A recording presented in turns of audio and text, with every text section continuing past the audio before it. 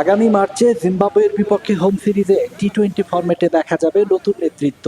নাজমুল হোসেন শান্তর স্থলাভিষিক্ত হওয়ার দৌড়ে এগিয়ে আছেন নুরুল হাসান সোহান। রংপুর রাইডার্সের হয়ে জিএসএল ও বিপিএল এ সোহানের নবজাগরণ চোখে পড়ছে সবার। স্বীকৃত টি-20তে অধিনায়ক হিসেবে সোহানের মতো উইনিং পার্সেন্টেজ নেই আর কারো। মাশরাফি, সাকিব, ধোনি, রোহিতদের ছাড়িয়ে গেছেন 31 বর্ষী ক্রিকেটার।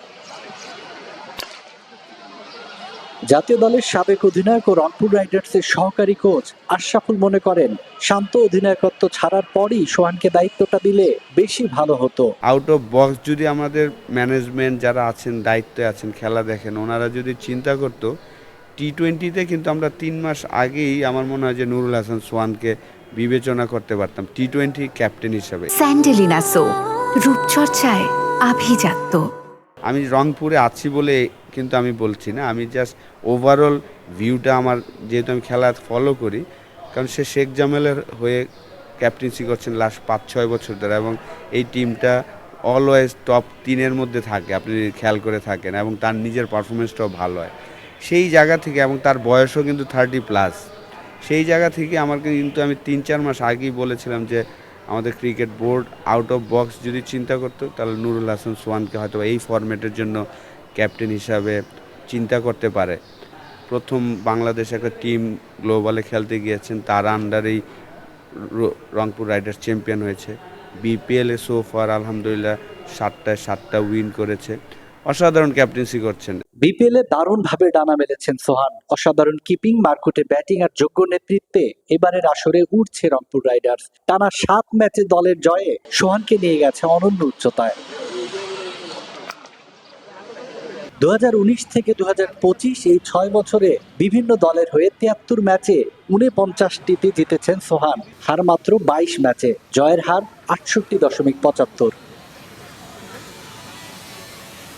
বিপিএল এর সিলেট পর্বে ফরচুন বরিশালের বিপক্ষে যেভাবে 1 ওভারে 30 রান নিয়ে ম্যাচ জেতানোর ইনিংস খেলেছেন সোহান, তা তাকে অন্যদের থেকে করেছে আলাদা। পরের ম্যাচে খুলনা টাইগার্সের বিপক্ষে নিশ্চিত হারের মুখ থেকে ঘুরে দাঁড়িয়ে অবিশ্বাস্য জয় পায় রংপুর। জাতীয় দলের অধিনায়ক হিসেবে যারা সফল, তাদের অধিকাংশের ক্ষেত্রে একটি বিষয় এক, সেটি হলো বয়স।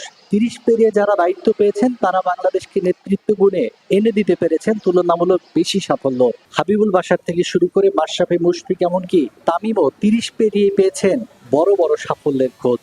31 বছর বয়সী সোহান দায়িত্বটা পেলে সেটি হবে দেশের ক্রিকেটের জন্য মঙ্গল, মনে করেন সর্বকনিষ্ঠ টেস্ট সেঞ্চুরিয়ান আশরাফুল। যারা দায়িত্বে আছেন ওনাদের একটা জিনিস করা উচিত, যে আউট অফ বক্স চিন্তা করা উচিত। এবং বাংলাদেশের যদি আপনি সাকসেসফুল ক্যাপ্টেন দেখেন, হাবিবুল বাশার, সুমন ভাই, 3টা ফরম্যাটেই সে অসাধারণ ক্যাপ্টেন ছিলেন।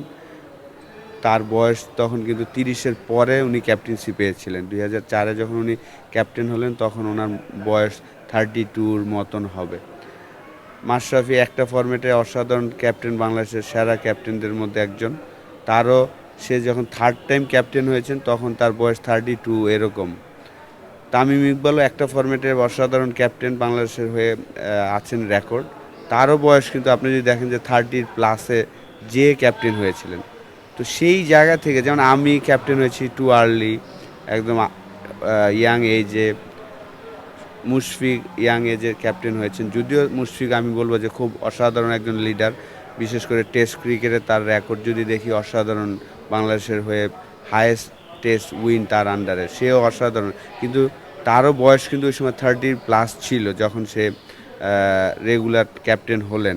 শুক্রবার সন্ধ্যায় রংপুর খেলবে হোম টিম চিটাগং কিংসের বিপক্ষে। জিততে পারলে নতুন মাইল ফলকে নাম লেখাবেন সোহান। অধিনায়ক হিসেবে পূর্ণ করবেন জয়ের 50। চট্টগ্রাম থেকে সাজ্জাদ খান, কালবেলা।